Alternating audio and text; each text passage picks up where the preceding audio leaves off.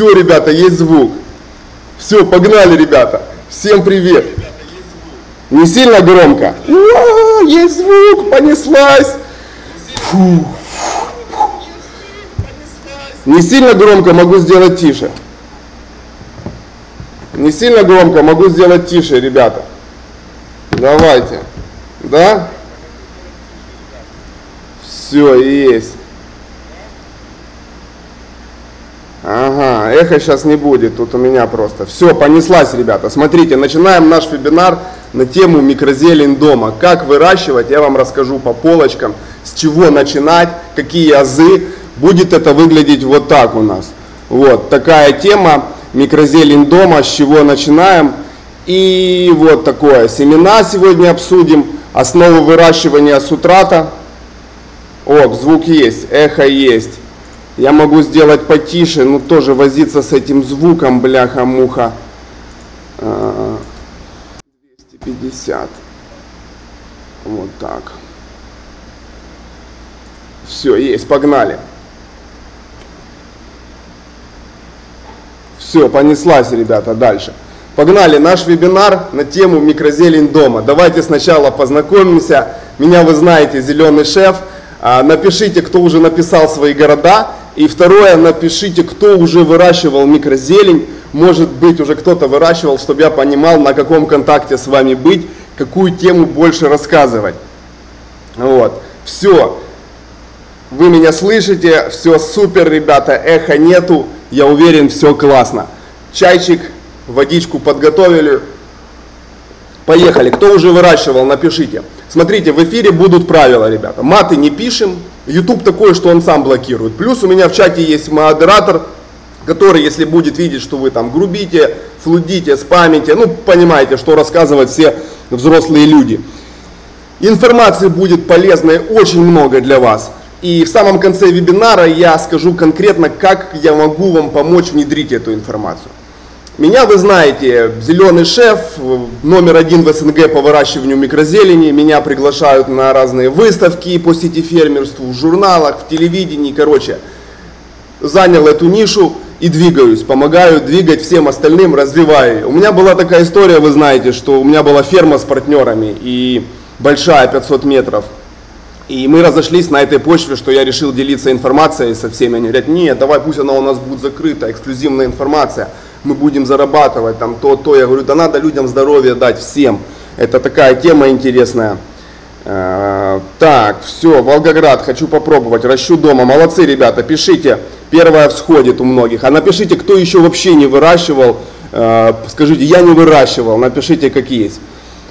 Смотрите, я вообще не агроном, я не связан с агрономией, потому что агрономия не учит микрозелени, как оказалось. У меня работали агрономы на ферме, ребята, я приглашал к себе на ферму, и от них толку не было. Одни проблемы, одни минуса, они там что-то использовали, какие-то свои знания, которые в микрозелени вообще не работают. Поэтому все постигалось своими азами, своими навыками, вот, методом тыка, проб и ошибок. И за 10 лет выращивания микрозелени я накопил много опыта, что последние 4 года я делюсь этими знаниями с людьми, активно делюсь. Вот, двигаю. Так-то я был обычным шахтером, ребята, на Донбассе, кстати, сейчас там какие-то замесы начались. Вот, на Донбассе жил 20 лет, работал в шахте, вообще не подозревал, что я буду выращивать микрозелень, заниматься сетифермерством, и вот так вот начал. Как я пришел к этому, ребята, я в какой-то момент начал задумываться над своим питанием, когда там жена была в положении. Плюс я начал замечать, что я еще молодой пацан, а у меня там то понос, то настроения нет, то слабость, то еще что-то, то там на ногтях пятна появляются, то там раз волосы выпали, ё-моё. И начал вникать в питание и понял, ребята, что наше питание, которое сейчас вот у обычного человека, стандартного, это полное Г. Просто одни калории, миллион калорий, нет минералов, витамин, ферментов, энзимов, ничего нет. И потом я обратил внимание, что аптеки как грибы всплывают. И думаю, ё-моё, тут же закономерность. Нас кормят пустой едой, а мы, это наше питание, как говорят, мы есть то, что мы едим. И я начал понимать, обращать внимание на свою еду, открываю холодильник, а там у меня майонез, кетчуп, полуфабрикаты, кока-кола, стеклянные продукты какие-то. В общем, я понимаю, что все проблемы мои от того, что я плохо питаюсь. А у меня еще жена в положении, ей там типа не хватает каких-то элементов, начинают пичкать химическими витаминами, на какой-то витамин у нее аллергия, еще что-то. Я думаю, воу, стоять, должен же быть какой-то выход. И начал искать, и нашел на западных, у нас тогда еще вообще не было микрозелени, нашел тему микрозелени. И думаю, так, нормальная тема, ростки. Про это еще в Библии писали, про это много говорят, еще в советское время батя мне говорил, что вот пророщенная пшеница крутая тема. Я начал вникать. Пшеница, она жесткая, ее не пожуешь. Редиска, горошек, кинза, а микрозелень, она мягенькая, ребята. Ее реально жуешь, нежненькая, вкусненькая. Плюс даже корни можно есть. Ребята, даже корни микрозелени едят. Так, поставлю ее тут рядом. Ребята даже корни микрозелени едят, и все хорошо. И я начал активно выращивать микрозелень, давать жене, давать себе. Смотрю, результаты, показатели начали расти. У меня сразу же с ногтей пропали эти пятна, перестали вылазить волосы, зубами проблемы наладились, десна перестали кровоточить. Просто такие уже моменты с первой недели употребления микрозелени начались. Уже прям вот, я видел. Когда я там ел какие-то витамины, ходил на какие-то процедуры, как будто никаких изменений не было. Так, боль закрылась. Врачи как делают? Они закрывают боль, но не смотрят, откуда эта боль появилась, откуда эта проблема появилась. Им пофиг, они таблеткой закрыли вот эту проблему сейчас, а она потом опять всплывает, Понимаете, ребята? Напишите, пожалуйста, свое мнение о том, что как вы относитесь к продуктам, которые сейчас, вот как обычные люди питаются и бегают в аптеке. И я понял, что надо вырываться из этой темы и двигаться в сторону здоровых натуральных продуктов. А микрозелень суперфуд номер 1 в мире. Я когда начал ее изучать, я понял, что уже, оказывается, в космос запускают космонавтов, и там они выращивают микрозелень, космонавты в космосе.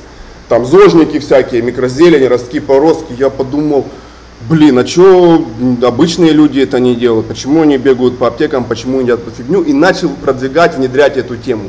И я видел результат у всех знакомых, у друзей, у себя. Класс. Поперло, ребята.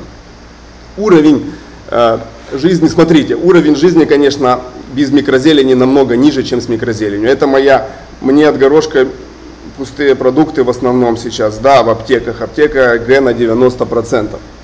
Согласен, ребята. Вот читаю ваши комментарии, тут у меня чатик в телефоне. Смотрите, ребята, что у нас будет сегодня на вебинаре. Вот я вам сейчас покажу.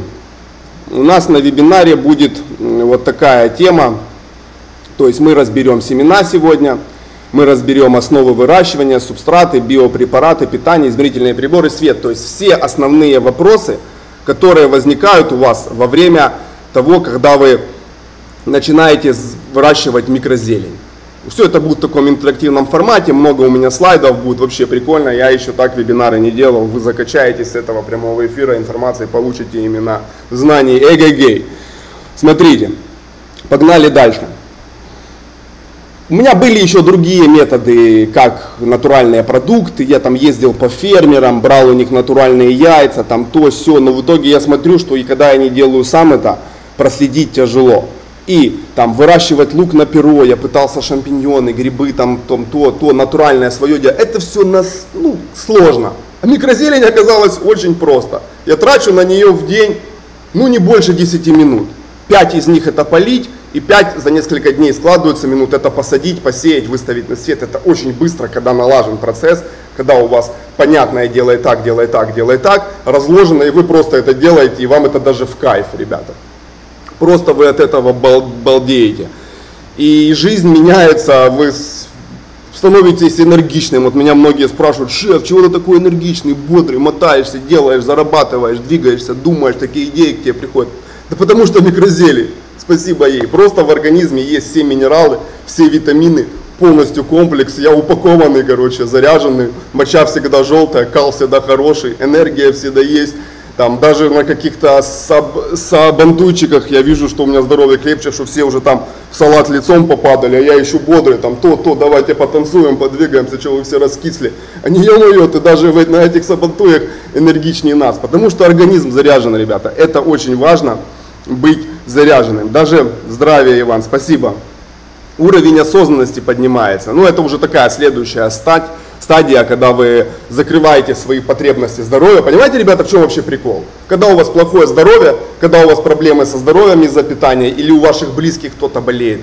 Это как якорь постоянно тормозит. Мысли, думаешь про это, думаешь, так, сначала я выздоровлю, потом сделаю то, потом сделаю, так, сначала я выздоровлю. И жизнь пролетает вот в этих вот, так, сейчас я выздоровлю, так, сейчас я выздоровлю, он выздоровеет, он, а потом мы начнем. Здоровье – это базовая потребность. Когда у вас есть здоровье, все остальное начинает у вас появляться. Деньги, любовь, успех, то есть вы уже смотрите дальше. А когда у вас здоровья нет, вы зациклены на нем, это нормально. Мы так люди устроены, потому что здоровье номер один, ребята. И есть такие мифы о сложностях микрозелени, что надо там использовать супер какие-то субстраты, супер семена, супер материалы, надо иметь какие-то супер знания, там, без которых невозможно выращивать микрозелень. Не надо ничего, ребята. Не надо из этого ничего. Я сейчас вам на этом вебинаре в структуре, в прямом эфире расскажу, по полочкам разложу, и вы поймете, что это проще пареной репы. Во-первых, много времени не тратишь. Во-вторых, много денег не тратишь. Все это дешево. Это дешевле, чем аптечные витамины. В-третьих, у вас появляется классное хобби, занятие интересное, когда дети это смотрят. У меня Любочка моя постоянно поливает, садит, там, папа, я посеяла микрозелень, уже сама там что-то семян насыпала, открыла. Ну, в общем, прикольное занятие такое интересное с детьми, когда в гости к нам приходят дети, я им там раз могу микрозелень, там, занятия рассказать, посеять, что-то сделать. Это лучше, чем залипать постоянно в мультики, бессмысленно вообще. А тут они сразу навык с детства получают, и они его видят и просто кайфуют. Да, молодцы, ребята, записывайте. Но вебинар будет в записи, прямой эфир, он всегда у меня будет на YouTube канале, можете посмотреть его, и все будет круто. Так, погнали. Смотрите, динамика роста микрозелени. Реально сейчас микрозелень начала расти. Были скептики, которые говорили, да, это типа временный продукт, тренд, который быстро улетит, как какая-то песня хит, все попели и все забыли. В Европе уже, ребята, с 80-х годов эта тема несется. То есть уже 40 лет Америка и Европа ей пользуются. У нас уже, я наблюдаю за этим 10 лет. И динамика роста вверх. В супермаркетах начинает появляться, там начинает, в ресторанах, везде, в интернете, в инстаграме, везде я вижу микрозелень. То есть это тренд, это движуха, которую люди увидели и поняли, что да, она работает, потому что у микрозелени такая фишка, в отличие от витамин, от каких-то химических, там ты не понимаешь, ты ешь, накручиваешь себе эффект плацебо, но вроде бы мне стало легче, но вроде бы мне стало хорошо, а от микрозелени ты это чувствуешь, ты видишь по ногтям, по волосам, вот женщины особо видят. Когда я женщин прикармливаю микрозеленью, говорят, Ваня, ну они просто следят за собой, там я как бы не особо слежу, как мужик, а женщины сразу замечают, по такому-то фактору, там циклы их, там гормональный фон, еще там что-то, еще что-то. Анализы, когда сдают, они чаще, анализы показывают, что до микрозелени и после. Ребята, я вот с диетологами начал общаться, да, Ванчик, нормальная тема, двигай ее, она уже и наборы с микрозеленью подают. Поэтому, ребята, надо врываться, обучиться этой науке. И круче всего, ребят, выращивать микрозелень дома. Потому что самый крутой продукт, когда ты его сорвал и съел, свежий. Через 15 минут после срыва теряется половина пользы. Плюс, когда вы сами ее выращиваете, есть такой прикол, что микрозелень, растения, они вступают с вами в контакт, звучит это по-эзотерически, но это работает, ученые доказали. Растения вступают с хозяином в контакт, находят его слабые стороны, и дают ему те минералы, те вещества, которые ему надо в большем количестве. Это ученые уже доказали. Когда человек вот с начала жизни растения до там его поедания за ним следит, поливает, смотрит, двигает, ну в этом контакте находится. Растение дает то, что ему надо. Да, в магазине можно покупать микрозелень, это уже хорошо, это лучше, чем покупать полуфабрикаты или обычную петрушку и укроп, которые уже, понимаете, ребята, минус обычной зелени, что ее уже селекционеры так вывели, это уже не та петрушка и укроп, которая была раньше, это уже там тысячное поколение семян, где ученые думают в сторону денег, понимаете, все это коммерция, и фермеры выбирают сорта не по составу, они выбирают сорта по скорости роста, по простоте роста, по урожайности, по транспортабельности, по противостоянию болезням, жучкам, ну понимаете, для них это важно, чтобы товар продать. Они относятся к этому товару, как, я не знаю, как ты продаешь там ложки или стаканы. То есть к еде они также относятся, просто чтобы он был как товар лучше. А там его состав уже не важно. Вот это минус обычной зелени. Она хороша, я тоже ем обычную зелень, но я понимаю, что она слабее, и ученые доказали конкретно, что микрозелень во много раз, в 10 раз, как сказали американцы, лучше. Ну, это в среднем в 10 раз, там, допустим, витамина С больше в 40 раз, витамина Е больше в 30 раз, какого-то минерала магния больше в 5 раз всего лишь, поняли? То есть и усреднили до 10 раз. Так, Экотара, Любаша, прелесть, спасибо, ребята, читаю чат, пишите, потом будут дальше вопросы, я скажу, давайте бомбите меня вопросами. Сейчас мы подбираемся к контенту. Да, динамика супер роста. Набирают обороты, люди начали понимать, как это просто и круто.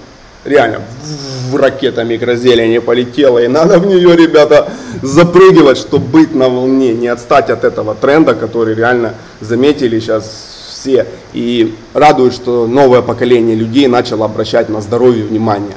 И я сейчас изучаю долголетие, эксперты по долголетию говорят, что сейчас вот прям пошел скачок роста. Был спад за счет плохих продуктов. Ну, у нас все время рост идет долголетия за счет медицины. Но сейчас особо погнала волна, когда зожники пошли, когда больше вот употребления полезных продуктов, люди, особенно молодежь, начала. И ученые говорят, что уже на планете Земля много людей, маленьких еще детей, там до 5 лет, которые проживут 150 лет. Уже как бы они просчитали там по своим этим делам, как оно все будет, понимаете? То есть ваши, да, свидетели микрозелени, секта у нас образовалась, ребята. Погнали, теперь давайте по контенту. Теперь ручки, тетрадочки и начинаем бомбить контент.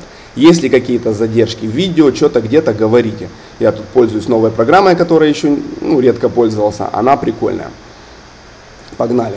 Открываю наши сцены. Вот смотрите, наша структура вебинара. Это я уже вам показывал. Теперь дальше. На рынке.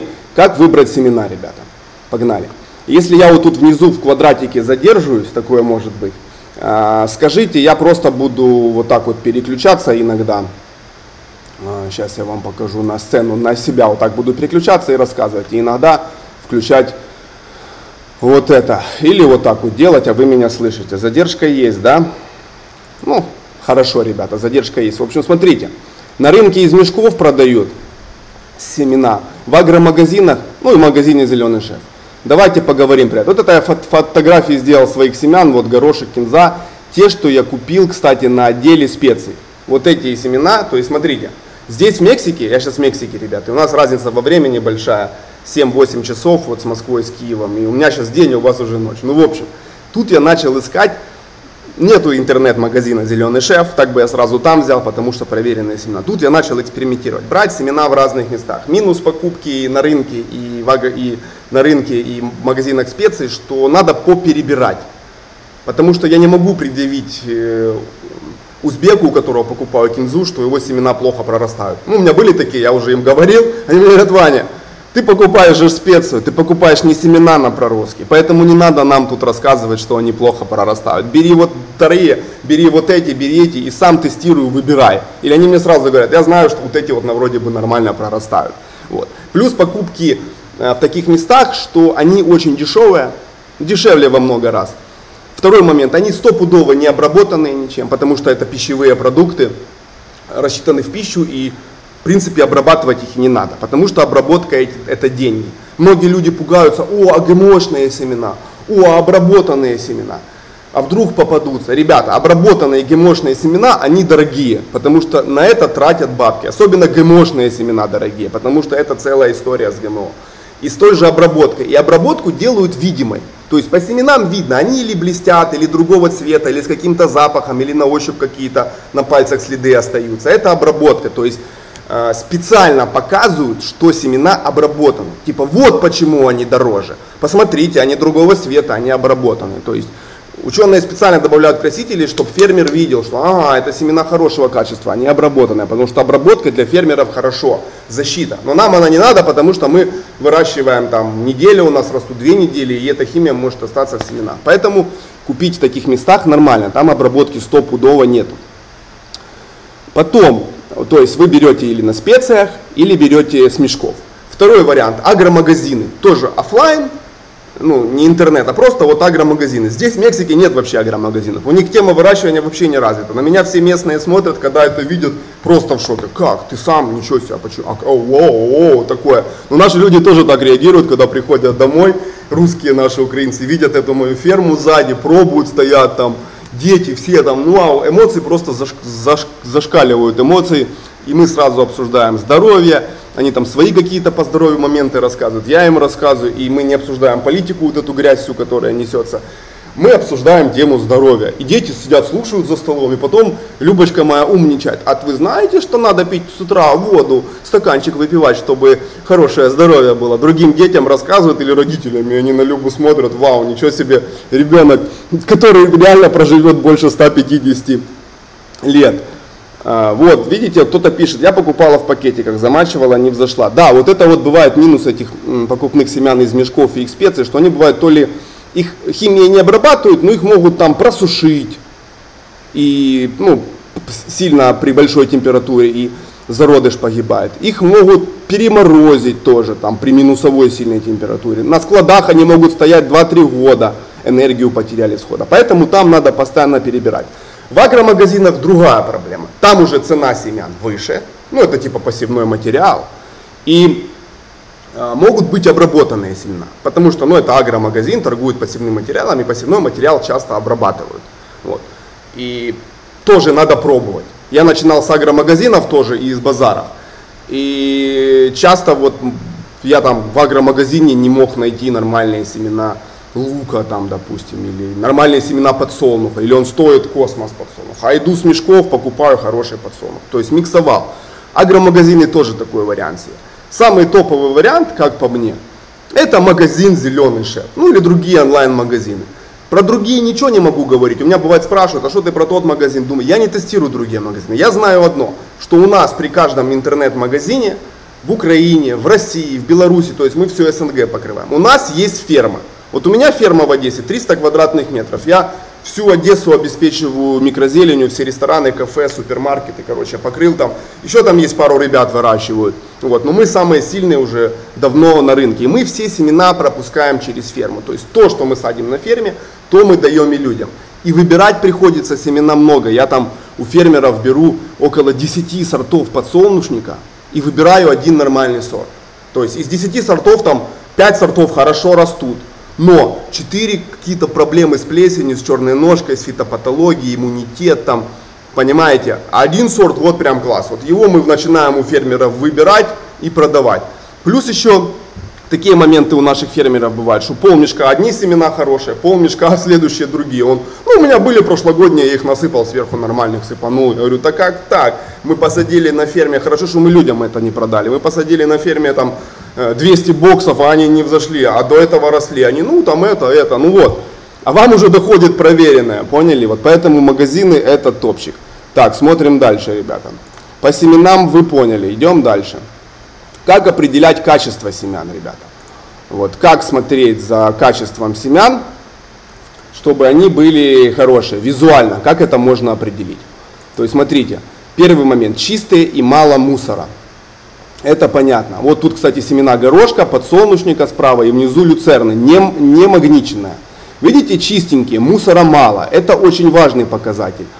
Если, допустим, есть, ребята, мусор в горошке, в люцерне, в пшенице, во всех бобовых, те, которые тонут, это не страшно, мусор всплывет. А когда мусор в семечке, в кинзе, с ним как бы плохо, а он все равно у вас попадает в посев и сидеть выбирать. Сидираты можно, ребята, использовать, про гуматы расскажу. Сейчас будем двигаться и на вопросы ваши поотвечаю. Сидираты это просто семена, это растения, которые улучшают качество почвы. Вот люцерна сидират, горчица сидират. И на микрозелени мы их используем вот так вот, отлично. Понимаете о чем. Есть люди, конечно, говорят, да, это коров кормят, блин. Да пофиг, ребята, мы молоко пьем же корове, и им коровы поят коров, так что мы про это что-то не говорим вообще, ну поняли.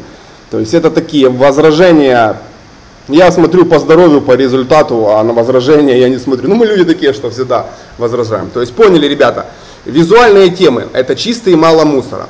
Второе, это целые зерна, вот посмотрите на семена горошка тут на рисунке, они целенькие, ребята, они ровненькие, они гладенькие, они идеальные, они обалденные, вообще просто.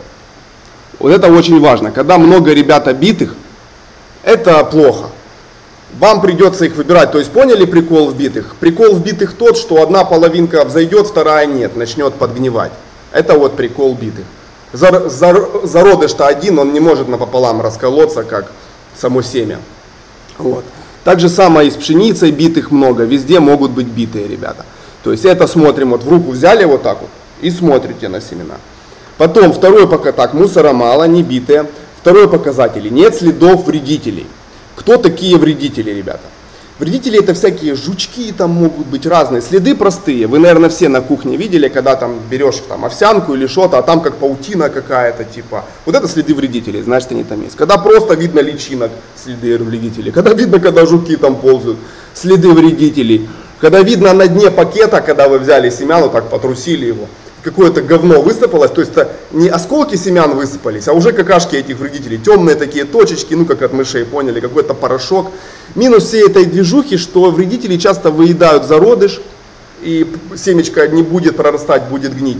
Плюс от вредителей много вот этих их какашек, вот этих всех отходов, которые плесневеют потом, ну толку нету, и уже поврежденные семена, они уменьшают процент всхода. Но вредители хороший показатель, значит нет химии. Вредители иногда проскальзывают, но на некоторые семена они особо не влияют. Вот у горошка есть вредитель брухус, жучок такой. Когда его мало, это не страшно. Он там одну себе семечку ест, другую. Мы вот часто садим горох с вредителями, такое бывает у нас. Вот у фермера мы взяли, он круто растет, он обалденный, но попадаются жучки. Он говорит, ну я ничем не обрабатывал, хотите обработайте от жучка. Мы окей, нормально. И люди бывают нам говорят, клиенты, типа вот жучок есть, растет-то круто. Они... Ну да, растет круто. Ну а что еще надо? Наоборот, вредители хорошо, как в яблоке червячка увидели, значит все ок. Погнали дальше. Семена на ощупь плотные, ребята. Это очень важно, чтобы были семена плотные, особенно насчет семечки касается. То есть семечки, ребята, плотные должны быть. Вы их сжимаете, и семечки должны быть мелкие. Когда семечко крупное, вот тут в Мексике я покупаю такую крупную семечку, и вырастает такая, это стебель кривой, ну короче, не прикольно, пустых много. То есть кондитерская семечка нам не подходит. Нам нужна семечка масляная, которая на масло, маслянка. Маленькая, плотная, маслянистая, тяжелая. Хорошо вырастает, сочная, вкусная, много полезных жиров у микрозелени. Погнали дальше. По семенам разобрали. Теперь, ребята, следующий слайд. Так, следующий слайд у нас это...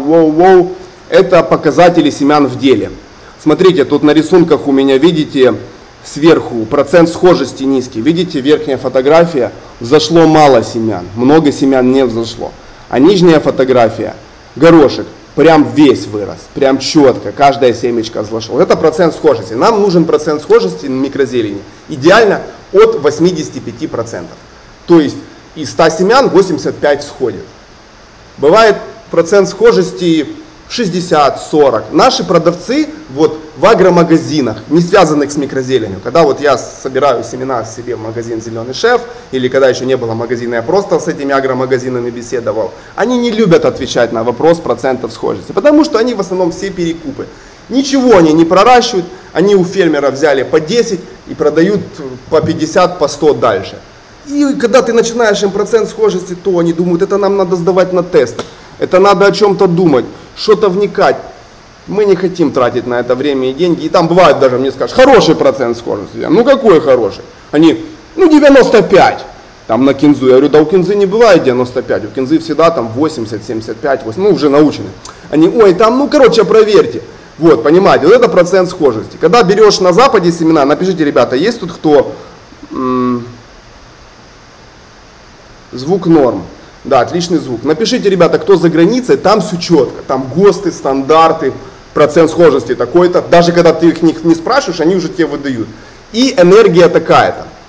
Вот, энергия семян. Что такое энергия семян, ребята? Энергия семян это то, что, как они одновременно всходят. Вот сейчас я вам покажу.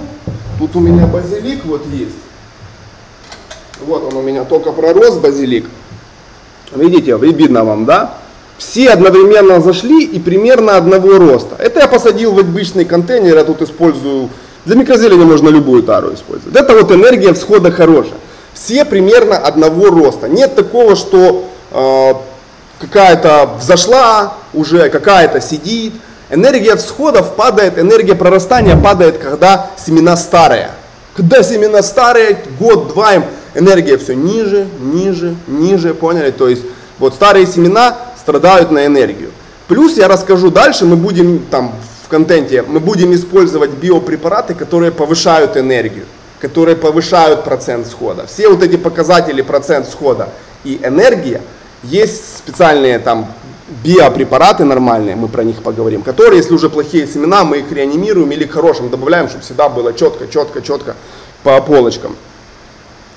Пшеница взошла ровно в простом грунте, да. Пшеница всегда практически хорошо всходит. Есть семена, которые страдают на процент всхода и на энергию. Есть семена, которые всегда такие бодрые, нормальные, ребята, вот. Поняли, да? Дальше, ребята, что у нас? Фитопатология. Фитопатология – это заражение семян.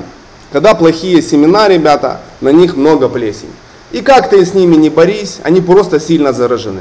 По большому счету заражено все, ребята. Все заражено. Но есть процент, от которого начинаются проблемы. Так же самое, как и там, допустим, я вот в пищевой академии учился, и селедку мы брали на зараженную, ну, на фитопатологию, грубо говоря. И там тоже на везде, на рыбе, на всех продуктах есть вот эти вот бактерии, которые вызывают отравление. Но когда их мало, они не вызывают. А когда их много, они вызывают. Так же самое с семенами. Когда их мало, все нормально. Когда много, фитопатология высокая. Тогда вы там и перекисью, и препаратами боретесь, и ничего не помогает. У всех, наверное, такое было. Напишите, ребята, у кого стреляла плесень на плохих семенах. Но опять же, есть биопрепараты, которые нам в этом помогают. Даже когда большое заражение, мы можем его уменьшить. Часто такое, что мы нашли семена, они круто прорастают, энергия всхода супер, схожесть супер. Но у семечки посреди ее роста жизни начинается там болезнь, есть черная ножка, посередине стебель перегнивает. И все, и хоть ты тресни, хоть чем обработай. Все взошло, все круто, и начинают падать потом растения. И воюй, не воюй, просто-напросто помогает смена семян. Все, меняешь семена, все нормально. Вот в микрозелени важный момент в агрономии. У нас на агрономии студии написано, единственное полезное, что я у них взял, это вот это выражение «все начинается с семени», ребята. Как у нас у людей все начинается с семени, так же и у растений все начинается с семени. Погнали. Вкус и вид микрозелени. Это уже мы в деле смотрим. Часто бывает, что вот все верхние показатели, энергия класс, схожесть супер, фитопатология нет, ничем не болеет, прям круто растет. Но вырастает, ты ешь горькое, или жесткое, или вид некрасивый. Это, например, такое у чечевицы. Вот мы чечевицу выращиваем на микрозелень, мы выбирали сорта, отталкиваясь от вкуса. Поняли прикол? То есть понятно, что плесени, чтобы не было, всходило, это все ясно. Но мы берем сорта, они все растут, но горькие такие есть невозможно. А другую чечевичку ешь, сладенькая, а росли они рядом. Просто два разных сорта. Так же самое вот с огурцами бывает. Когда огурец, он бывает горький, микрозелень огурца, поняли? На самом деле у микрозелени, ребята, столько видов. И огурца, и капусты, и редиски, и чечевицы, и клевера, и кукурузы. В общем, когда вы сейчас будете глубже погружаться, вы увидите, что тут просто и лен, и кунжут, и рис, и зира, и тмин. Короче, много можно садить сортов. Главное, чтобы вам заходили эти сорта. Вот. И вкус не подходит. Все, ну не подходит вкус. Все класс, все супер, прорастает. Это как мне продавали как-то семена тоже в одном интернет-магазине, я бывает заказываю тоже. Ну. И все, схожесть, энергия класс, все растет, все супер, а пробуем горько. Мы, а что, ну горько, зачем? Ну, мы попробовали, а они, оказывается, не выращивают, как мы, нет у них ферм. Они до конца не выращивают, сами не едят, людям не продают. На салфетке посыпали, плесени нет, всходы есть, типа такая проверка. Вот этот момент следующий тоже важный. Потому что часто я вижу, продают семена, пишут на них микрозелень, а я знаю, что они горькие, что нут я пробовал, какой только сорт я нута не пробовал. И когда вы видите нут на микрозелень, ну это этот конский горох или турецкий горох, поняли? Он горчит. Я перебрал этого сорта нутов очень много. Даже какой-то нут заказывал мексиканский, там, польский, там, ну, с фермерами беседовал, они мне давали горький и все. Также бывает жесткая микрозелень тоже. Вот что ты с ней не делай, а она же От перекиси не может горчить, ребята.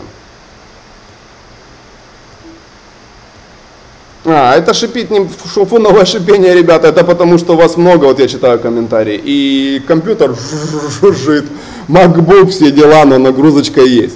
Погнали дальше, ребята. Так, по семенам вы поняли, да, как выбирать. Теперь, ребята, основы выращивания.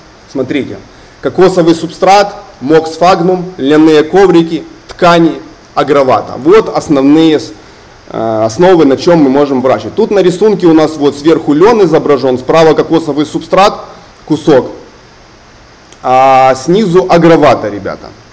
Вот, про свеклу мы поговорим, потом дадите мне вопрос, ребята, по свеклу я вам отвечу, когда дальше придем к вопросам. Смотрите, давайте теперь поговорим про субстраты. Самый топовый субстрат, ребята, как вы поняли, это кокос. Кокос, папа, все на нем выращивают, во всех странах, как оказалось, он для микрозелени очень классный. Что надо нам от субстрата?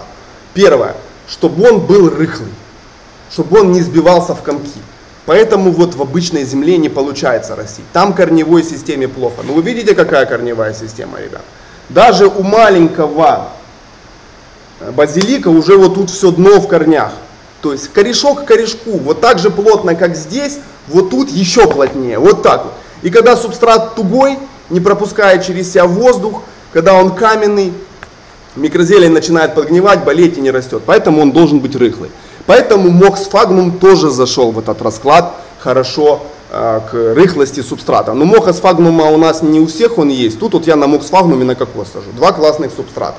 То есть они много поглощают воды в себя и много держат воздуха, рыхлые. Корням хорошо. Как оказалось, корням, ребята, воздух важнее воды, чтобы вы поняли. Воду они найдут, воды в земле много. Там прошли, там подсосали, тут чуть-чуть, тут и напились. А когда забито все, почему вот аэропоника, самые большие корни, самые крутые результаты в гидропонике, что там воды вообще нет, там один воздух. Иногда водой сбрызгивают корни, чтобы они не подсохли. И все. Вот, поняли расклад.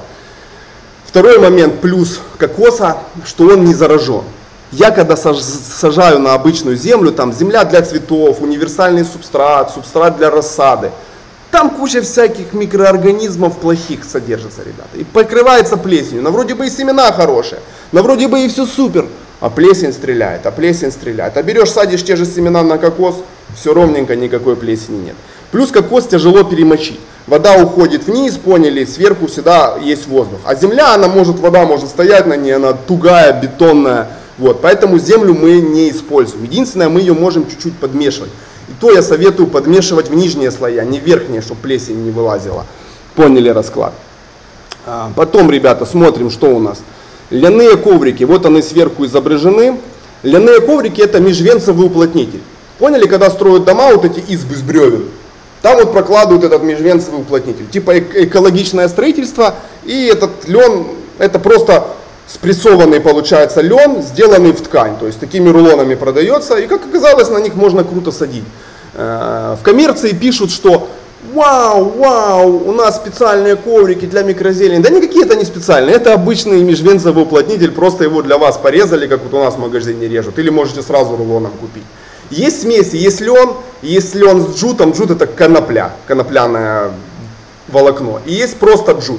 Джут не подходит просто, ему будет тяжело напитаться водой. Бывает такое, что вы полили, с джута это все стекло, а джут сухим остался, поняли? Или вы полили, он стоит в воде, плавает как лодочка и не впитывает в себя воду. Вот это джут.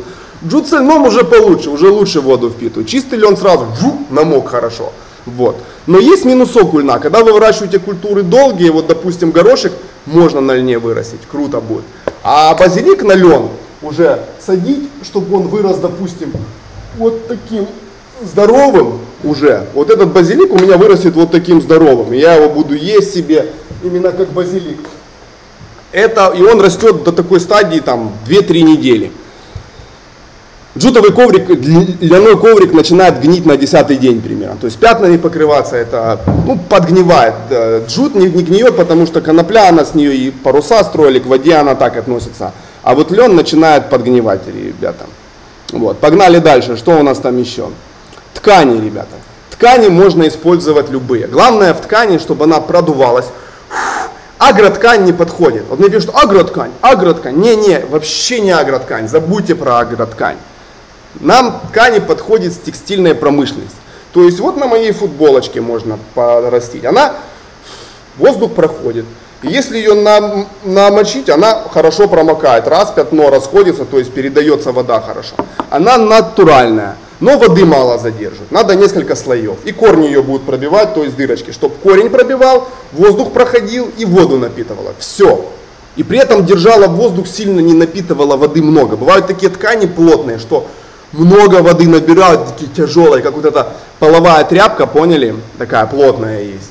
Пытались мы на ней садить, покупали новые эти половые тряпки. Они много в себя воды набирают, воздуха не оставляют. Прямо она стоит мокрая, прям тяжелая такая. И много воды в себя набирает. Тоже не подходит. Надо, чтобы вот был где-то микс. Поэтому я покупаю ткань. Мы используем различные бумажные ткани есть. Простые ткани, на салфетки можно садить. В общем, насчет тканей вы поняли. Это в основном название нетканное полотно. И плотность от 120. Это 120 грамм на квадратный метр и выше погнала. То есть ниже уже совсем тонкая, вот как эта. Тут плотность, я не знаю, наверное, там 30 грамм на квадратный метр. Очень. Она мало воды в себя будет набирать. Вам очень часто придется поливать, и как бы буфер будет слабенький. Погнали дальше, ребята.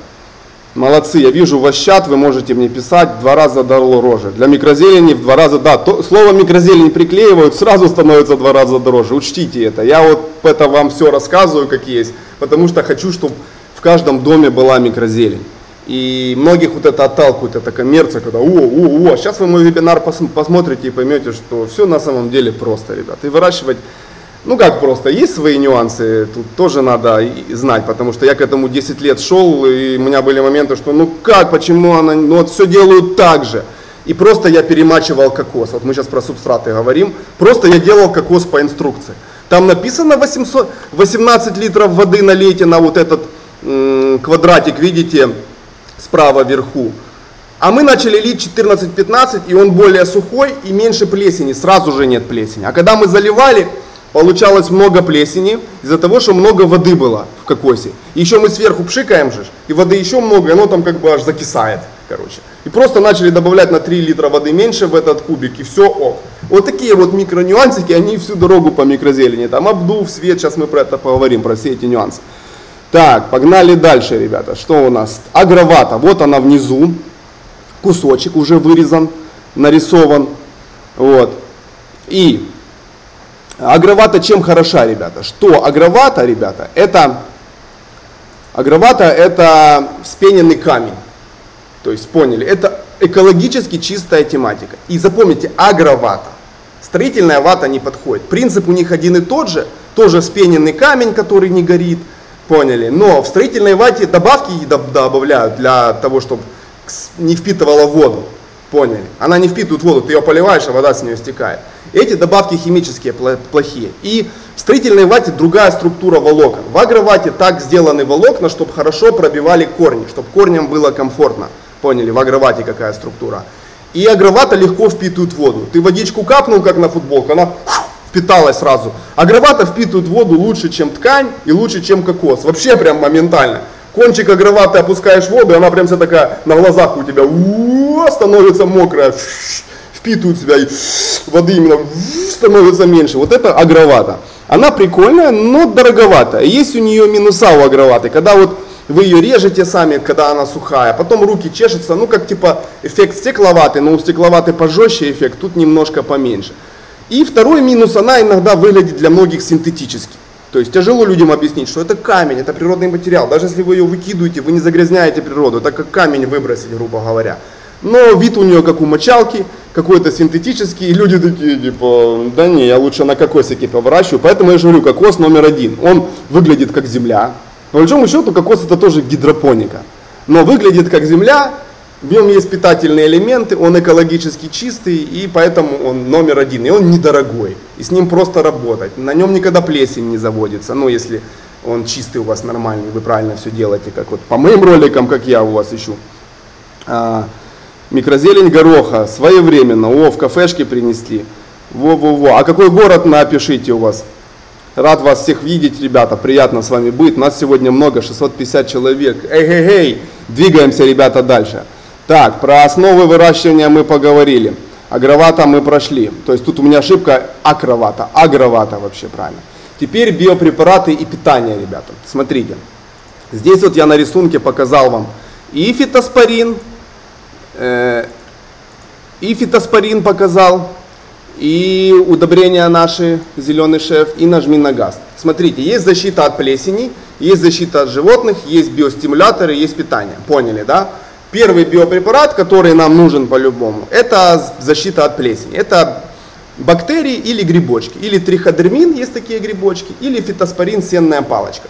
Названия, конечно, такие стрёмненькие, но когда почитаешь названия на йогурте бактерий и грибков или на кефире, там тоже такие прям названия, что думаешь, ого, какое-то страшное название, бациллус какой-то там. Вот, это примерно те же самые грибки, бактерии, которые в йогуртах, кефирах, то есть они для нас, даже вот как сказал диетолог, даже где-то полезны. Они разнообразуют нашу микрофлору, где-то там конфликтуют с нашей микрофлорой, слегонца, делая нашу микрофлору сильнее, тренируют, как бы поняли, между собой там.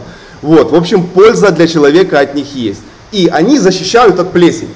То есть плесень такая раз, а там уже грибки такие. Опа, а что ты тут делаешь? И раз, и настучали, или съели. Это в основном вот триходерма и сенная палочка, такие бактерии, грибки, хищники, которые других поедают, плохих в основном. И они занимаются, их как бы не видно, у них нету такой вот белого пуха, они просто поселились, что вот эта триходерма и сенная палочка, фитоспорин, используют во всем мире в органическом земледелии. То есть это считается ок. И они улучшают качество почв. Вот триходерма, она вообще с корнями вступает в связь, симбиоз, и помогает корням, знаете, как симбиоз, то есть увеличивает площадь корней, перерабатывает вокруг грунт, дает азот, фосфор, калий, минералы. Плюс эти грибки выделяют антибиотики такие природные, что какая-то палочка, какая-то болезнь сразу же тушится, короче. Они занимают территорию, поняли расклад. Вот. Марганцовкой можно обрабатывать, но вредно в плане меняет состав почвы, и от марганцовки микрозелень желтая. Она как-то с железом в конфликт вступает, и с чем-то там еще я вот этот вопрос изучал, с магнием. Вот. И такая желтеет микрозелень, то есть и эффект не всегда. Плесень, она очень сильная. Лучше, смотрите, надо делать профилактику от плесени. Всегда обрабатывать плесенью при посеве, при разных этих. Не ждать, когда вы уже на плесень пшикаете, эффекта может уже и не быть, потому что плесень, она жесткая. Надо предотвратить ее появление. Поняли? То есть, когда вы видите плесень сверху, это значит внизу ее еще больше. Видимая плесень, это, грубо говоря, уже половые органы плесени. Когда уже раскидывают они эти споры. Там еще мицелий еще больше в глубине, значит, ребят. Чтобы вы поняли. Вот это вот момент насчет плесени. Поэтому надо делать профилактику. Так, погнали дальше. Защита от животных. Это такой вопрос, мало кто его касается, но это летом, не зимой. Это мушки, личинки всякие. То есть тоже есть биопрепараты. Там, смотрите, чтобы это было биоорганическое, и читайте в составе, что можно употреблять в день обработки или на следующий день обработки. Нам не подходят препараты, где пишут, можно употреблять там, через 14 дней, через месяц. Это очень долго, ребята. У нас микрозелень столько растет. И так же само от мушки, от личинок есть, ребята, биопрепараты. И мы делаем баковые смеси. То есть мы смешиваем все эти препараты в одну смесь, можно так сделать, и ими попшикать. Поняли? И эти личиночки съели этого биопрепаратика, и у них поносик, они умерли. Вот, грубо говоря, такой. Или мушка там слезала с листика, кусочек листика съела с этими бактериями, раз и откинула копыта, как говорится. Все, тут все понятно от мушки. Биостимуляторы, вот, ребята, биостимуляторы. Это мы используем, вот, что я говорил в начале, для повышения энергии семян и для повышения процентов схожести семян. Есть стимуляторы, конечно, химические, у нас много чего химического, но, я имею в виду, в мире мы придумали, но мы используем только био. Зачем? Потому что мы это едим. То есть био это янтарная кислота, это био. В магазинах продается янтарная кислота, когда у вас похмелье или плохо, вы едите янтарную кислоту, прям в чистом виде, вы поняли. То есть и для растений она их ускоряет. Это может быть вытяжка из водорослей. Вот мы в препарате «Нажми на газ», видите он вверху, мы используем сразу несколько компонентов. Мы используем вытяжки из водорослей, как я говорю, как биостимулятор, там 2 вида водорослей хлорелла. Мы используем янтарную кислоту там в составе, тоже как стимулятор, 2 стимулятора сразу. Мы используем мы используем, ребята, в душ под ванну, прочитал, ну прикольно, я еще такого не видел, иду в душ под ванну, человек пишет. Мы используем триходерому и фитоспорин в составе, вот в нажми на газе, поняли, в препарате в этом содержится. И также само там мы добавили гуминовые кислоты, то есть такой биостимулятор природный, гуминовые кислоты, почему он черный, он там в сухом порошке. Гуминовые кислоты это вот эта чернь земли, чернота, чем больше гуминовых кислот, тем чернее земля. То есть говорят, о, у тебя чернозем питательный такой, вот там вот много гуминовых кислот. То есть гуминовые кислоты это когда бактерии и микроорганизмы перерабатывают органику, они выделяют эти гуминовые кислоты, эту черню. То есть червякам, когда я червякам скармливаю микрозелень, червякам, у меня есть червяки на ферме, как отходы мы делаем, сбрасываем льняные коврики, сбрасываем, кокос сбрасываем. Оно такое все светлое, коврики светлые, кокос светлый. А когда червяки это все дело переработали и бактерии с червяками, оно становится черным, то есть появляются гуминовые кислоты. Вот они тоже являются таким биостимулятором. Так, и что там у нас последнее? Питание. Вот, питание А и Б растворы. Смотрите, есть нападки на питание, можно выращивать и без питания, ребята, по большому счету. Но есть виды, как вот базилик, у него слишком маленькие семена, а земли много использовать тоже не получится. Поэтому я даю легкие подкормочки. Вот мы используем маленькие концентрации, плюс мы разработали препараты специально для микрозелени А и Б. Долго мы над этим работали, я нашел себе в команду сильных ребят, которые занимаются удобрениями. И я просил их, сделайте максимально безопасными. Давайте так, это не используем, это не используем. То есть там у нас в основном все медицинские соли, медицинские кислоты, там другой вообще подход к удобрениям, потому что, как оказалось, микрозелени совсем другое надо, чем взрослым растениям. Там меньше азота в разы, потому что нам не надо нитраты. Меньше фосфора, потому что нам не нужны фосфаты, поняли? Потому что я сдаю микрозелень на анализы. Или это должно быть чистый продукт. И использую только для растений, которые растут долго, вот как базилик, там, или амарант, или щавель. Для горошка, для подсолнуха, для большинства видов я не использую все это питание. Оно не надо, это такое точечное, ребята, поняли, да? Так, погнали дальше, что у нас там? Измерительные приборы, ребята, смотрите. 3 главных измерительных прибора на ферме. Это ТДС-метр, мерять удобрения, это термометр-гигрометр. Вот он сзади у меня висит, мерять влажность и температуру. Вот он сзади, термометр-гигрометр. И это pH-метр, мерять кислотность. То есть вот этот прибор вообще самый главный для всех.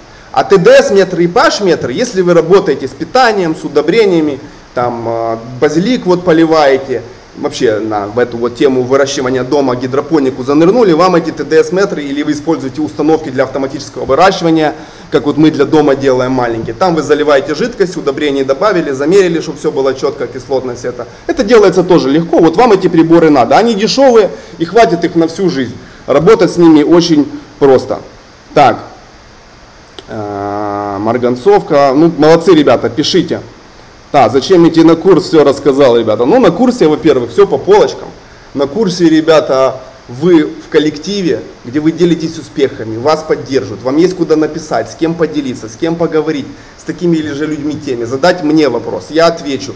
То есть постоянная поддержка, постоянное пошаговое движение, это как на тренировке. То ли вы дома пытаетесь сами тренировать, то ли вы пошли в спортзал, там тренер, команда, там, и вы уже проще войти, проще начать. Вот в этот прикол курса, и там все структурировано. И информации на самом деле намного больше, чем я сейчас дам. Сейчас так все образно, так в общем как бы, ну ценная информация, но в общем, на самом деле мы там глубинно в те же приборы, как его откалибровать, там, как его этот прибор использовать, там, ну много моментов более раскрыто в курсе, потому что он длится 1,5 месяца, месяц-1,5, вот, а тут за час я не успею все это рассказать. Поняли? Температуру, влажность контролируете, все это четко. Двигаемся дальше. Свет, ребята. Смотрите, расскажу вам про свет. Смотрите, можно использовать дневной свет, можно использовать фитолампы, вот справа вверху, можно использовать простые лампы, вот как у меня висят, или внизу, это я тут сфоткал свою лампу, просто дневной свет. И наверху вот простая лампа. Ну тут просто лампа с лыжи, а внизу лампа. И световые панели есть такие квадратные, сейчас продаются, в потолок их ставят, тоже можно использовать. Смотрите, расскажу вам про свет вообще.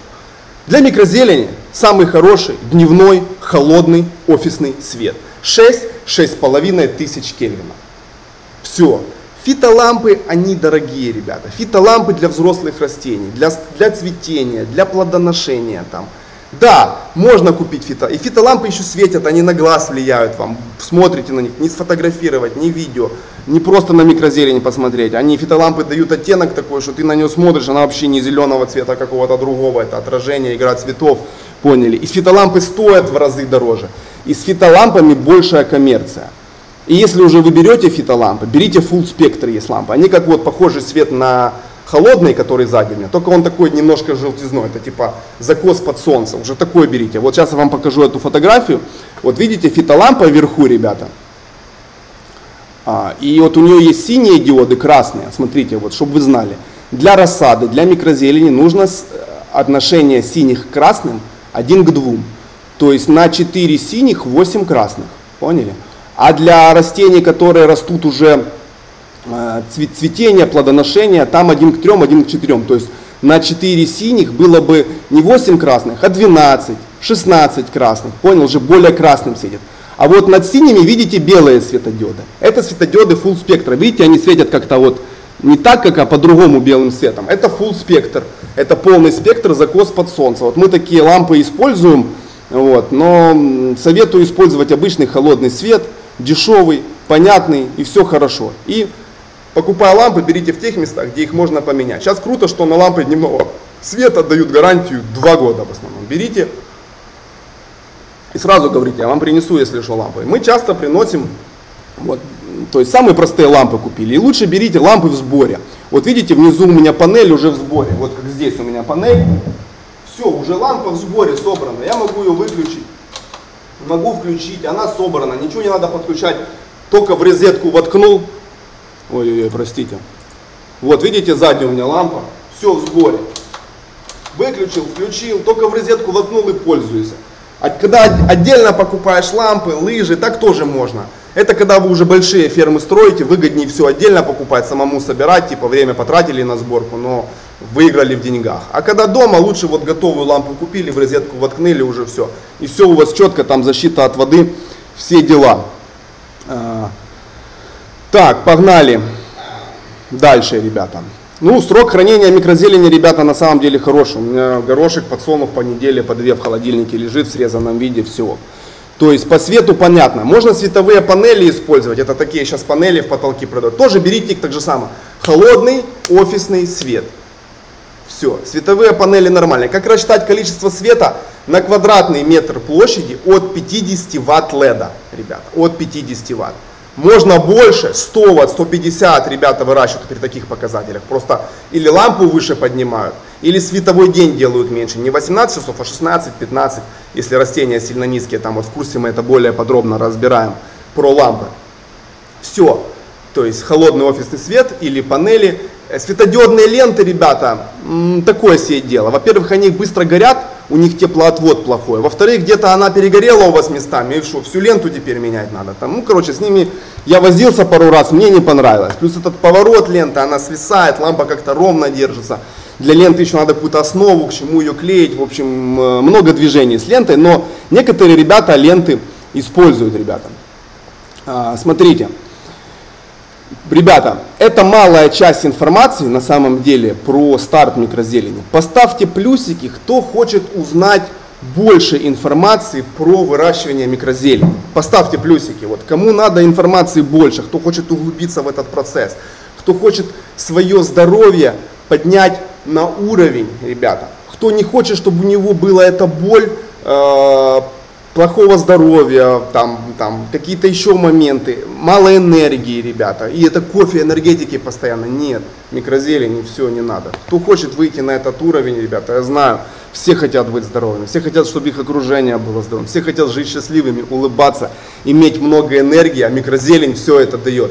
Мне мои студенты, ребята, пишут, что вот у меня уже с первой недели улучшения, вот когда вот последний курс у меня сейчас набор закончился, то есть обучили мы поток микрозелени дома, столько положительных отзывов. Люди пишут про здоровье, что оно сразу же улучшаться начинается. Люди пишут про классное занятие, интересное, что они там меньше начали телек смотреть, меньше там обсуждать политику, а больше про здоровье, про микрозелень, плюс с детьми занимаются. Плюс это красиво. Кто-то говорит, у меня даже дома дышать стало легче, кислорода больше. И такое дело. И просто это как аквариум. Ты подходишь к ним, смотришь на них. Да, вот у меня, ребята, это вчера буквально она была еще меньше, позавчера она только прорастать начала, я за ней слежу, это интересно, это как малые дети. Плюс микрозелени, в отличие от там помидор или салатов, которые надо вырастить по 2, 3, 4 месяца ждать, это очень долго. Мы сейчас все хотим быстро, вот, и это быстро, вот, 4 дня у меня пророс базилик. Вот, допустим, кинза, неделя она такая, кинза чуть подольше растет. Редиска, ребята, вот я ее 2 дня назад, вот она второй день на свету. Вчера она стояла весь день на свету. И сегодня, смотрите, она уже зеленая, ее в принципе есть можно. То есть 2 дня она у меня стоит на стеллаже. А прорастала она 3 дня. То есть есть только 5 дней. 5 дней назад это были семена. Сейчас смотрите, уже можно есть. Завтра она будет вот такая уже здоровая. Вообще можно будет конкретно есть ее. Поняли, какой расклад? Поэтому я вижу от своих студентов такие бешеные отзывы и сам это вижу, поэтому всем говорю, ребята, присоединяйтесь. Вы реально улучшите качество своей жизни. Вы повысите уровень энергии, вы сможете зарабатывать больше, узнавать больше, счастливее жить, лучше себя чувствовать. И остальные будут смотреть, ты че, офигел, такой энергичный стал, что там у тебя, ты вот микрозелень. И я подарки всем ношу микрозелень. То есть вообще, ребята, чудо-продукт. Ученики мои все довольные, прям отзывы положительные, и вы будете оставлять такие же отзывы, когда вы увидите, что шеф, спасибо, реально это крутецкий вообще момент, ребята. Так, про это мы поговорили, теперь смотрите, ребята, подошли к самой важной части. Спасибо за стимул, все огонь, ребята. Смотрите, подошли мы к самой важной части. Давайте, ребята, скиньтесь мне вопросами чуть-чуть, сейчас поотвечаю на вопросы вам по-быстрому. Плохо растет свекла, бычья кровь. Смотрите, свеклу надо 2 раза замачивать, как кинзу, есть такой секретик у нее. Раз замочили, слили, постояла 3-4 часа, подышала воздухом. Еще замочили на часов 5-6, еще раз слили. Вы каждый раз сливаете воду как чай, и тогда она лучше прорастает. Плюс свекле надо много света, и сразу же надо ее вот нажми на газом, к примеру, как я говорил, удобрением, где есть гуминовые кислоты, она любит покушать, поэтому у нее такой цвет темный у кинзы. Почему окна должны быть закрыты? Окна могут быть и открыты, просто к окну наклоняется микрозелень. Можно выращивать микрозелень на окне, но надо делать досветку, ребята. Зимой надо делать досветку, потому что микрозелени надо от 15 часов света в день, а зимой бывает там световой день там 8-9 часов, очень маленький, и надо досвечивать. Или летом наоборот, солнце валит так, что сгорает микрозелень, что вы вроде вы полили ее, ушли, приходите, а она уже вся попадала, сгорела, этот боксик горячий, там 45-50 градусов. Понимаете, надо затенять окно, думать, какую-то пленку наклеивать, чтобы света уменьшать в 2 раза меньше. То есть на окне хорошо, но постоянно идет вот эта борьба со светом. То его мало, то его много, то пасмурный день, то сильно солнечный, короче, вот такой вот движняк. Но нормально, поэтому с лампами все в основном занимаются проще. Плюс лампы можно где угодно поставить, чтобы не занимать окно, можно было посмотреть на окно. Больше люди склоняются к лампам. Перекись таблеток норма, не, лучше покупайте обычную перекись жидкую, ребят. Она стоит копейки, зачем эти какие-то таблетки, я даже не знаю. Шеф, давай биохакинг. Да, микрозелень это биохакинг. Биохакинг это наука, когда вы чем-то биологическим улучшаете себя, свою энергию, свое здоровье, повышаете свой тонус, не прибегая к каким-то синтетическим стимуляторам, просто вот на живность. Это называется биохакинг. Биохакеры активно используют. То есть они всегда бодрые, всегда энергичные, спят мало, круто зарабатывают, круто отдыхают, всегда на каком-то интересном рассказе, всегда на позитиве, всегда энергии. Это биохакинг. И микрозелень это, ребята, дает. Лампы на ночь выключаем. Мы делаем 15-16 часов света. Но бывает иногда обманываем судьбу, включаем свет ночью, как я на ферме, потому что лампы еще и греют. Поняли прикол? Если у вас отопления нет, но есть лампы, они лампы как печки, они греют.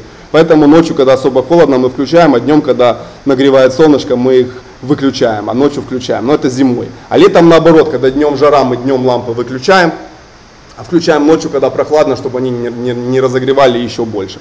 Такой момент. Крым с вами, микрозелень вперед. Спасибо, ребята. Доставка зерен в Польшу. Да, напишите менеджерам, есть свои моменты, или мы вам подскажем, где купить в Польше.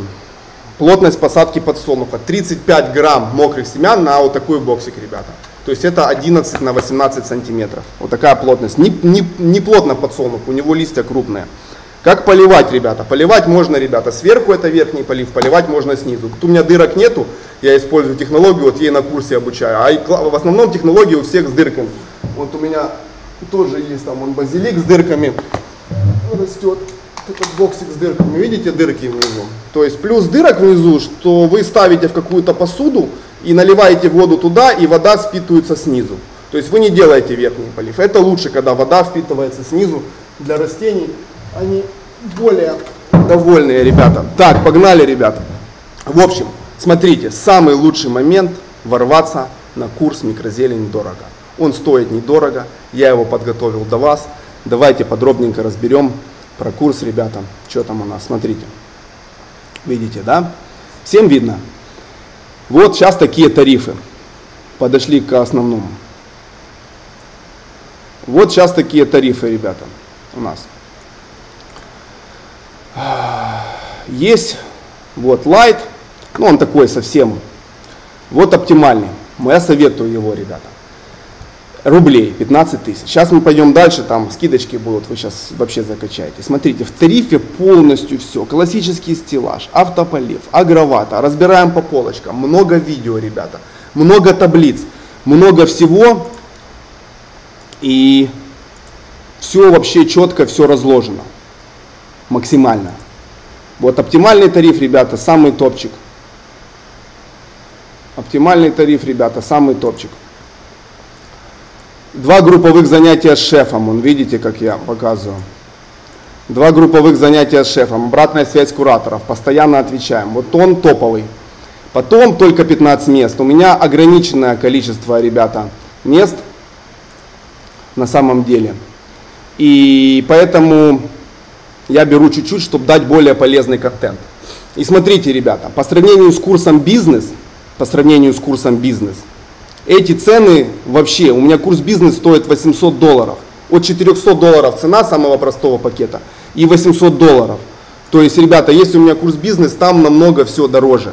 Цены, домашний курс я постарался сделать, ребята, курс, чтобы он был для вас доступный. И вы один раз освоите эту тему, и это, ребята, на всю жизнь. Цена вашего здоровья почти бесплатно, можно так сказать. И каждый себе может это позволить. Посмотрите, ребята, на эти цены.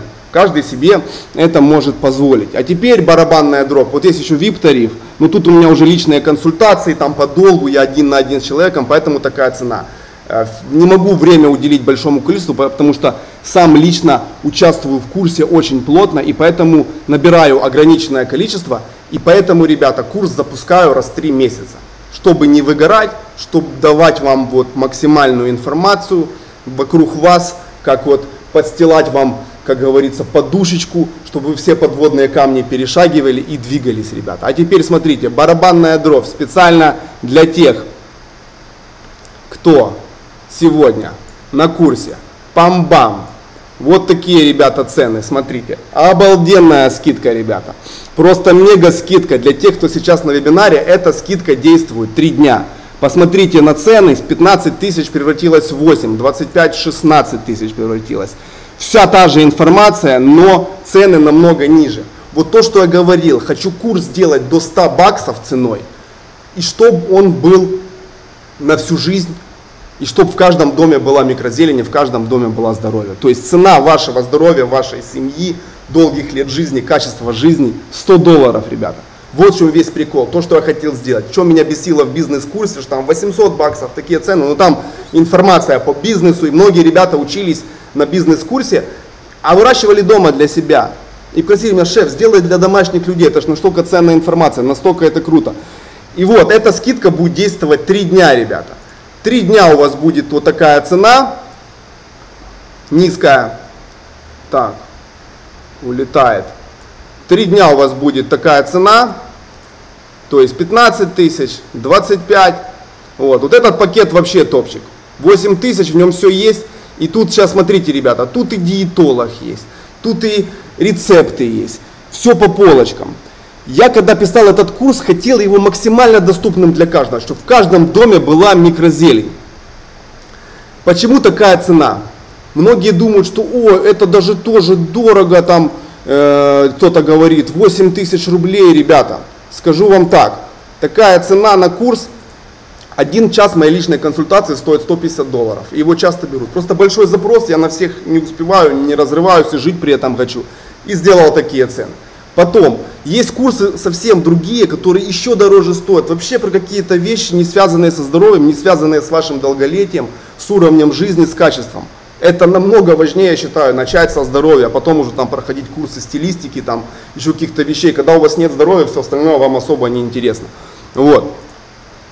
И за 1 час, я эти консультации за $150 не люблю, потому что за 1 час консультации нереально рассказать то, что на курсе мы учим 1,5 месяца, разложенное по полочкам. Курс намного более выгодная инвестиция, чем консультация. Тем более выгоднее, чем бизнес-курс, который стоит $800, ребята. Зачем это надо?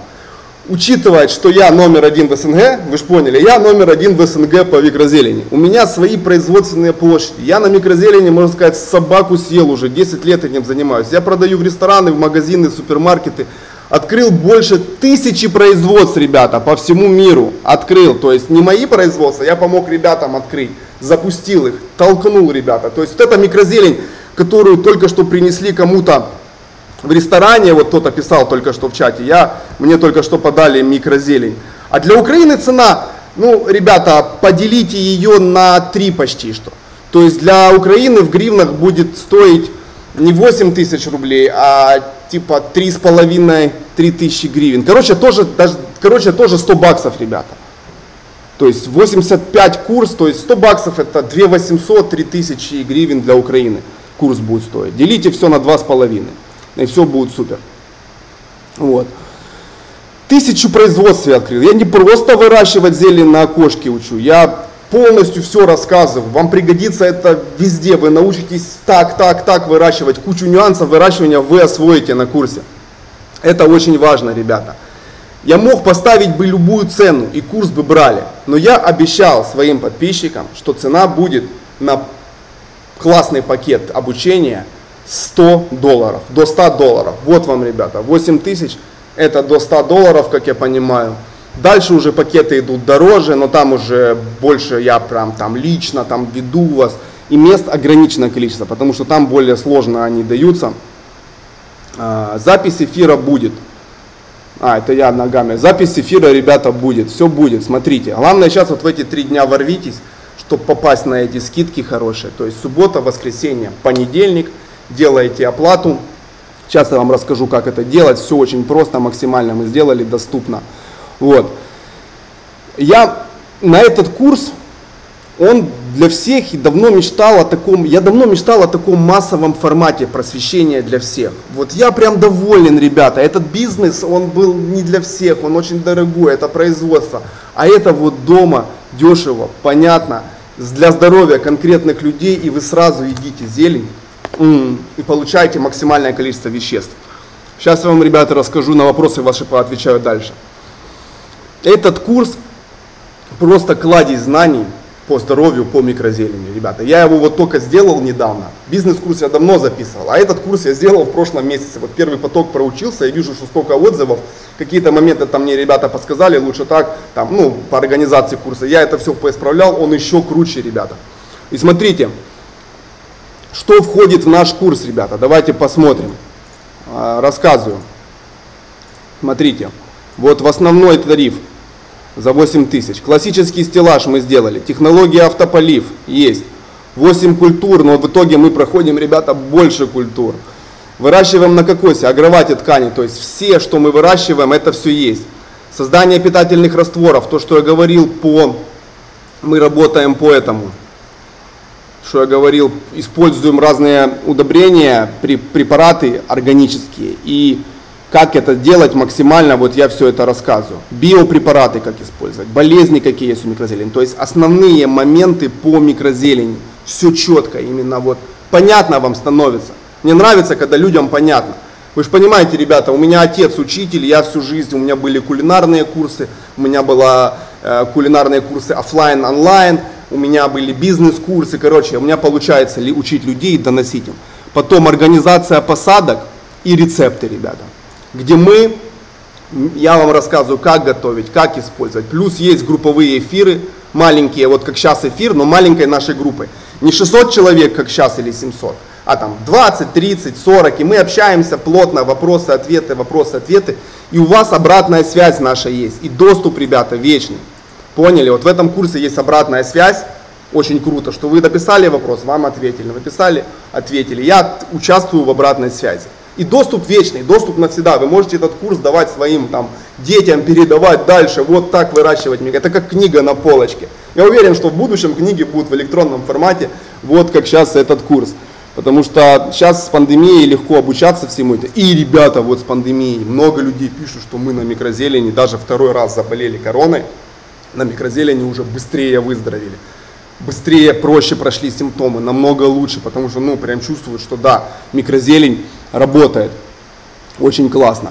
Поняли. Здесь уже в следующем, ребята, тарифе есть еще вот диетолог появился, ростки технология там, то есть, ну, какие-то улучшения есть. И доступ тоже вечный. И 3 уже эфира есть групповых, поняли? И тоже неплохой вот этот второй. Мест, правда, ограниченное количество, но места еще есть, вот 15 мест.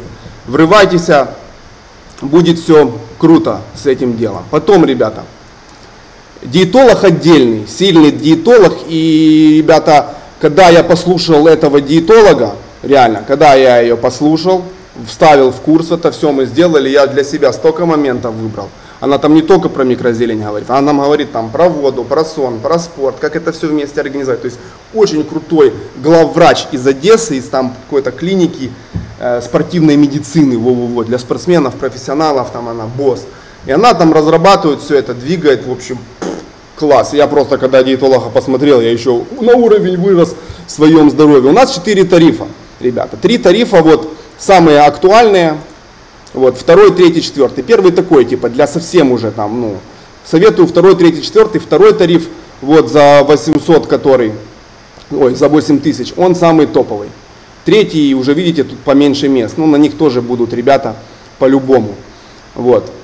В каждом тарифе вы получаете полную базу, все есть. Но потом начинаются больше, еще какие-то добавки. Плюс в обучении есть рецепты. Я много лет был шеф-поваром и понимаю, что важно не только вырастить, но и научиться употреблять микрозелень в пищу.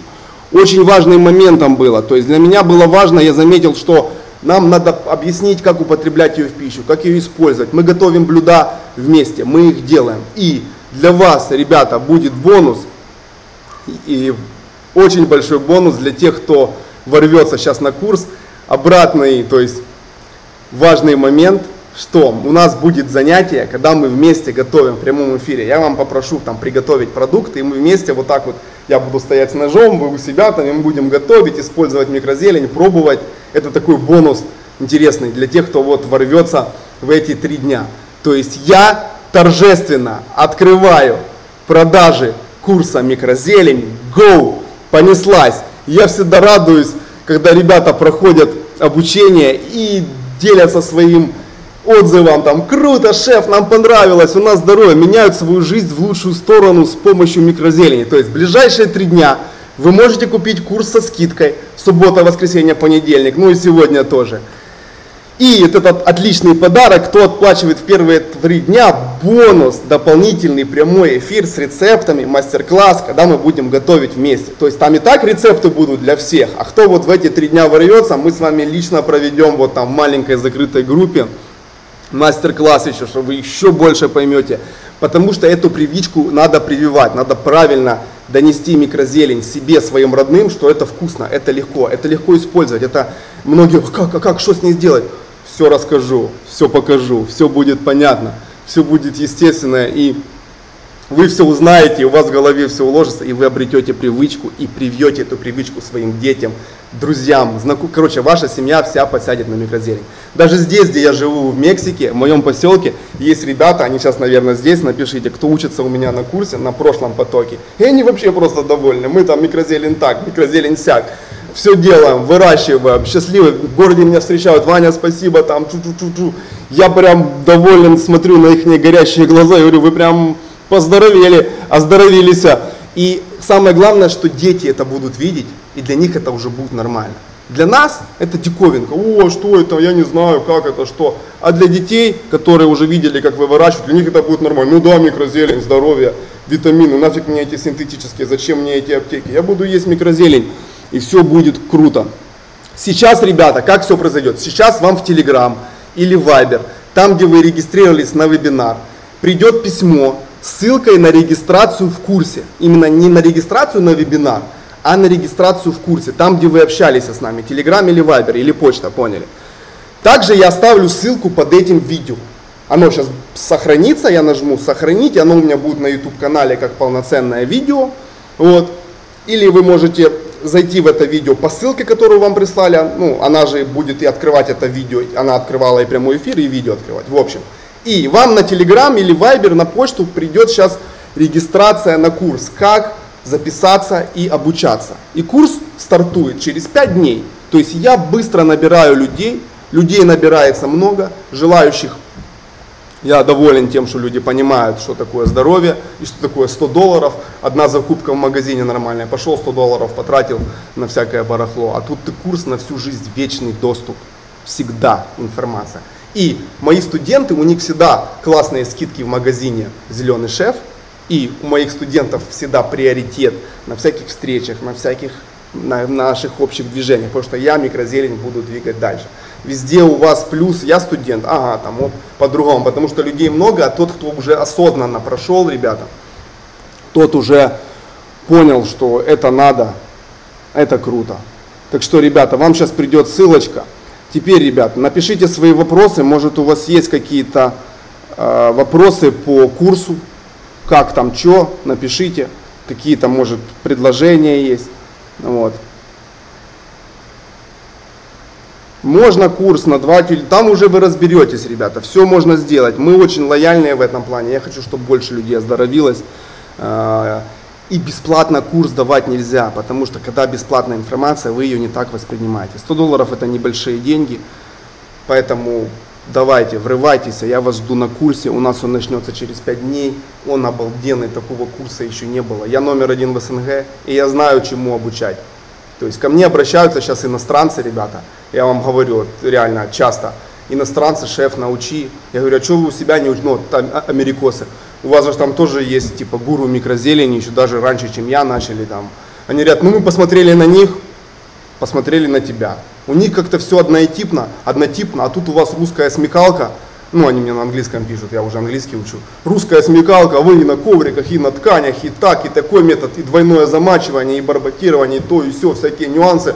А там все по-простому, посеял, попшикал водой и растишь как-то вот. И вот такие стеллажи, никаких там автополивов. Вот мы на курсе проходим автополив технологии, то есть простейшие системы гидропоники. Они говорят, ты показываешь, как делать эти системы просто, а у нас, говорит, они таких денег стоят, 2-3 тысячи долларов, какая-то мини-гидропоническая система, а ты ее там за $50-100. Вот у меня сзади гидропоника, она стоила мне $30, ребята. Но не 1000, не 1500. Поняли, давайте чуть поотвечаю на вопросы. Какой курс подойдет для бизнеса? Ну лучше берите тогда последний тариф или конкретно запишитесь на бизнес-курс, ребята, он у меня тоже есть.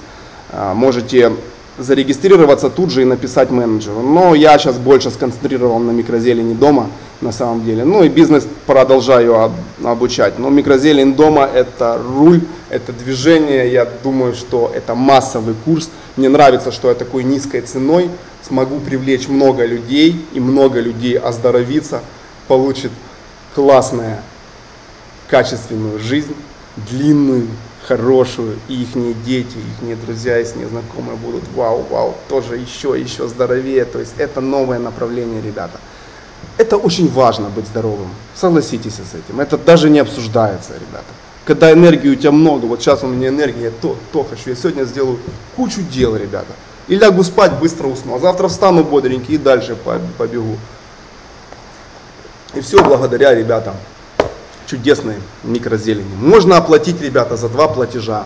Есть у нас рассрочка. Вот кто-то написал. Спрашивайте вопросы. Из-за чего корни темнеют? Корни темнеют часто, ребята, из-за перелива или недолива. Вот проблема с поливом – это вот корни, ребята. Полив в основном – это корни. Есть ферма в Днепре. Да, есть у меня пару студентов, но это надо уже лично к ним обращаться. Пишите в директ. Понимаете, я их выучил, я ребят толкнул, но я не могу там повлиять на них. Там, завтра к вам придут мои знакомые смотреть, ну, все ж люди, понимаете, я по-человечески ко всем отношусь, у всех свои дела. Молодец, спасибо. Населения достаточно для старта. Какая температура должна быть? Температура, ребята, 18-25, влажность 60-80, топчик. Привет, я поставил пшеницу, смогу сделать микрозелень. Сочевицу, это чечевица, да, с чечевицы делается микрозелень. Так, ребята, вопросы, давайте скидывайтесь вопросами, ребята, я вам поотвечаю на них. Курс подойдет, ребята, всем, вот я читаю ваши вопросы. Смотрите, самый главный момент, вы один раз выучились на курсе, и это вам на всю жизнь знания. Пригодятся всегда. Даже если какие-то сейчас замесы начнутся с питанием, вы выращиваете дома пищевые продукты, в которых очень много пользы, многие виды семян. Вы сможете свою зелень обменивать на другие продукты, если уже совсем в мире. Все плохо будет, понимаете, у вас есть классный топовый навык. И семена стоят копейки на самом деле. Вы покупаете семена вот здесь, ребята, чтобы вы поняли, полграмма базилика. Вот здесь, ребята, 6 грамм редиски. И то это даже не редиска, это редька, которую я покупаю по, сейчас я вам скажу, по $3 за килограмм, а тут 6 грамм. $3 за килограмм и 6 грамм. То есть, понимаете, вы продукты питания делаете и разные вкусы, вы над ними стоите, вы балдеете. В общем, ребята, я рад был провести этот вебинар. Давайте вопросы. Начнется, ребята, обучение через 5 дней. За эти 5 дней мы собираем людей и стартанули. И следующий поток, ребята, будет аж в мае. Часто я не набираю, потому что я стараюсь сделать качественно, чтобы вы поняли. То есть это не какая-то массовая движуха. Я лично участвую во всех процессах курса.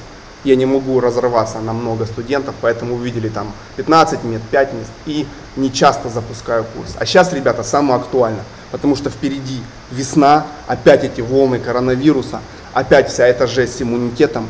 Поэтому нужно, ребята, раньше зарядиться здоровьем, научиться самому выращивать здоровье и поднимать иммунитет в своей семье. Поэтому я решил, я хотел курс в марте делать, запускать был план у меня. Потом думал, так нет, в марте уже все начнут болеть, уже пандемия опять начнется, то в марте уже надо быть заряженным. И сейчас мы в феврале начинаем, и в марте у вас уже микрозелень. Первая, выращенная с вашими руками собственными, которая дарит вам не только здоровье, но еще и радость. Вот эти все моменты вокруг нее. Просто балдеж.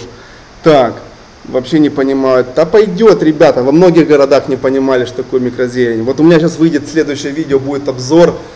Студенты с Владивостока и из Благовещенска. Они тоже там жаловались, что никто не понимал, никто, а сейчас уже все пошло. Ну, говорят, судьба, как у тебя, шеф. Тоже вот с нуля начали, и все пошло у них. Чему вылягая микрозелень, сколько купоросу, какие виды кокоса есть? Кокос покупайте обычный, кокосовый субстрат покупаете, ребята. То есть не опилки кокоса, не стружка кокоса, а кокосовый субстрат. Вот как на фотографии, там вот было у меня, промотаете назад. И все двигайтесь, смотрите. Так, шеф, как растить пшеницу без плесени?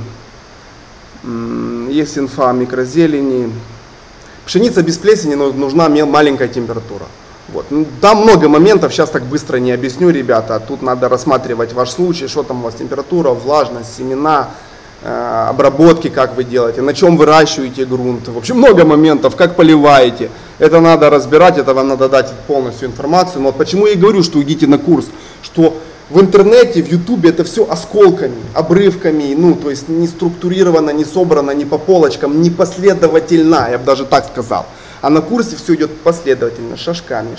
И вы двигаетесь, узнаете, впитываете навык, знания, ребята. Надо постоянно учиться, надо постоянно развиваться, если вы хотите жить лучше, если вы хотите жить здоровее, качественнее, ребята, все в ваших руках. Поэтому курс подойдет всем, никакие-то особые знания не надо. Сейчас вам придут сообщения в Telegram, Viber, там, где вам пришло сообщение о регистрации на вебинар, на прямой эфир на этот, там же вам сейчас придет регистрация на курс. Регистрируйте, оплачивайте, встретимся на курсе. Будем жить здорово, долго, счастливо, радоваться, появится классное хобби. А те, кто пришел на вебинар, на прямой эфир без регистрации, вы не знаете, где Telegram и Viber, под этим видео будет ссылка регистрации на курс, она будет в первом закрепленном комментарии, и она будет в описании видео. Поняли, ребята? Поняли. В общем, вас всех обнял, поднял. Вы лучшие. Микрозелень вперед. Спасибо, что прослушали этот эфир. Спасибо, что двигаетесь к теме здоровья, потому что мне нравится то, что в здоровом теле здоровый дух. И чем больше людей будет здоровых у нас, вокруг нас, тем больше будет людей со здоровым духом. Уступать место в трамвае, улыбаться, радоваться, обниматься, не воевать, не драться, не обманывать, просто вот жить в кайф, как надо людям и жить, без напрягов, без этой всей мишуры. И вы, когда начнете есть микрозелень, когда ваше здоровье начнет подниматься, ведь здоровье, оно все связано. Ваши мысли, ваша энергия, ваша светлая голова связана с вашим здоровьем. И вы увидите, как у вас и мысли меняетесь, как вы начинаете там зарабатывать больше, на работе вам скажут, что-то ты как-то суетиться начал, что решил стать начальником тут. Да, решил стать начальником, решил двигаться, понял, что сидеть, что вот это вот прозябать жизнь, телевизор, пиво, плохое питание, аптека, нафиг оно надо. Врывайтесь в здоровье, врывайтесь в энергию, врывайтесь в качественную, крутую, классную жизнь. Все в ваших руках. Жду вас на курсе. Вы лучшие. Обнял, поднял. Микрозелень. Вперед! Всем пока-пока. Под этим видео можете писать вопросы, я на них тоже лично поотвечаю. Всем пока, целую, микрозелень. Вперед! Все, хватит. Вы лучшие.